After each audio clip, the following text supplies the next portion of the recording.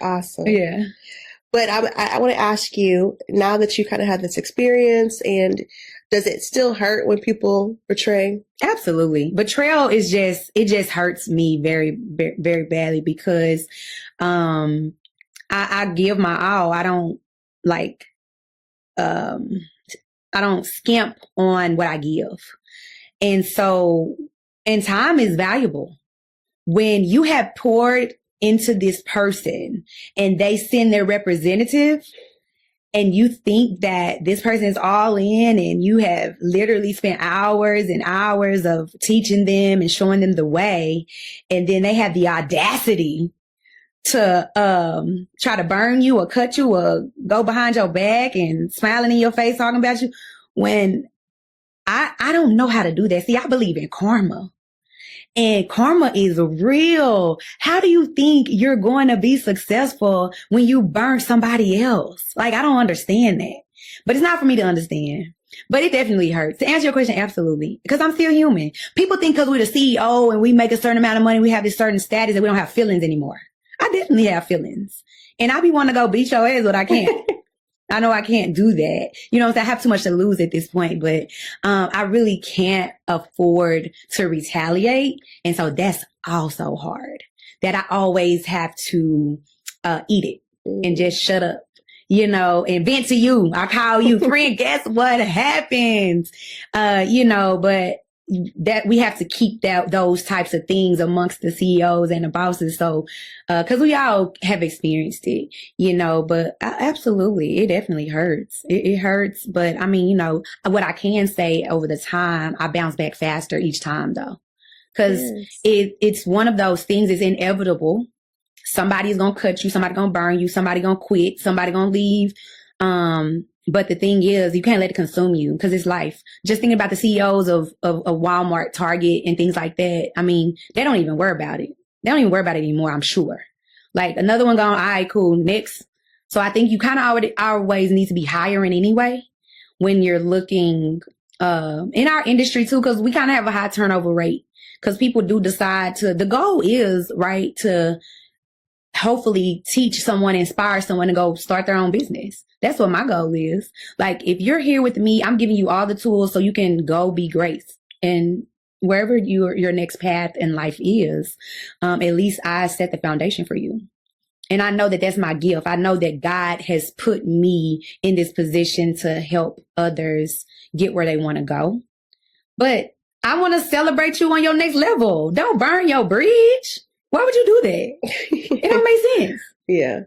I saw this podcast and it says when people get that bitterness or jealousy, they become unhinged. Like they don't even, it just like in their brain, it's like a wire goes off and they don't even realize or they can't, you know, change it. Dang. So, yeah. So maybe I didn't experience that. Maybe that's what happened. They was unhinged. They become unhinged. Yeah, seeing your success, they become unhinged. It's wild. Very, because you don't have that spirit. You don't have that in your heart. You know, that's, you know, you're going to get yours. Yeah. So when you're not built like that, it doesn't make sense at all. But yeah, like you said, the beauty industry is too small. Yeah. To burn bridges, y'all. So be mindful when you leave your employer. Yeah. Put in the 2 weeks notice. I don't know what's wrong with these people. They just be like, I'm not coming. I quit. What? Yeah. What do you mean? I mean, I don't want you to stay for 2 weeks though. Cause you still up here trying to get clients out my portal and stuff. When you bye. Yeah. Thank you for giving me this 2 weeks, but baby, today your last day.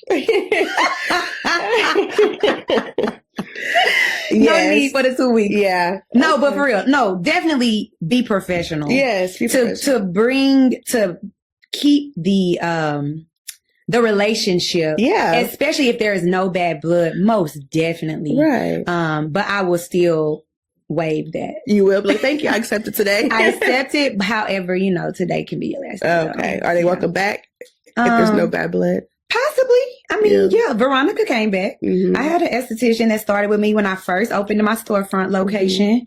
Mm-hmm. And she came back a year ago. Okay. So, because she left on decent terms. Okay. And so I think, yes, that's how it's supposed to be. Right. When there is an opportunity there and you see that it really wasn't if there wasn't any bad blood and you see that I'm hiring and you reach back out to me and it wasn't a terrible situation, why not? Yeah. Yeah. Girl, you'd be surprised how many instructors will literally walk out or not show up and then a month or two later be like, can I come back? Oh, now that's psycho. What is happening? Sometimes they'll even call and be like, I know Amy probably don't want to hear from me, but could you ask her? Really? Yes. Wow. I saw on Indeed that they were hiring for nail instructor. They realized the grass wasn't greener. Boom. Yeah.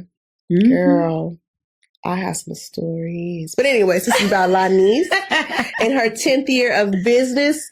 Yeah. Now, I think I overheard an announcement at the spa tank that where it made your $1 million year. Well, yes, I'm very modest when it comes to the numbers game. But yeah, I feel like though, when you're in business, right, you're just hustling. At that first, I feel like the $1 million is cool, but like, I got to do it again. Right. Because that first $1 million, you like, oh, I made it because you're working so hard. You don't even really realize the money has really. Yeah. Well, because so much comes out too. Going in and out. Yeah, the money is coming in. People think, oh, you made $1 million. Like, but is the $1 million in the bank? Right. And I talked to so many other CEOs. Like one of my OBGYN and I are really close, and she was the first person for me to. She was like, my on paper it say I made $1 million, but I don't know where it is.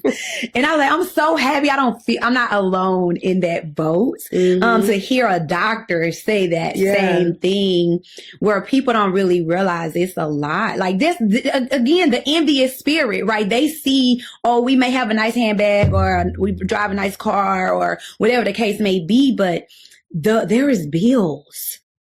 That roof. I had one esthetician that worked for me and was like,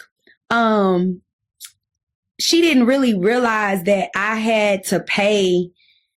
She wanted a commission. I mean, she was on commission. I'm sorry, y'all. She was on commission, and she was wanting to make a higher percent on a service that she was supplying supplies on, right? Which I don't mind that. I don't offer nails at my spa. So I'm going to pay her a higher percent because she's purchasing the things. But she said she want 100%. When you're in my building, you can't, that means you need to go get your own. I still have bills to pay. That's not how business works. So the thing is, the people that don't have businesses don't know how business work. You cannot expect to get a 100%. I supply, when you do lashes or a facial, I get a higher percent because I supply all the supplies. If you're a commission-based employee, you get the lower percent because your employer is supplying everything, including lights, water, and gas. That's standard. And marketing. That's standard in our industry. So you're saying you want 100% of something just because you bought this. That means you need your own business. But you don't even understand how business works. So your business is crumbled before it starts. It don't make sense. So this is why God elevates those that are supposed to be in higher positions and those that stay low. Because they're not ready. You still have some learning to do. Not saying that esthetician won't get in the position where she can be okay. Right. But a few months ago, absolutely not.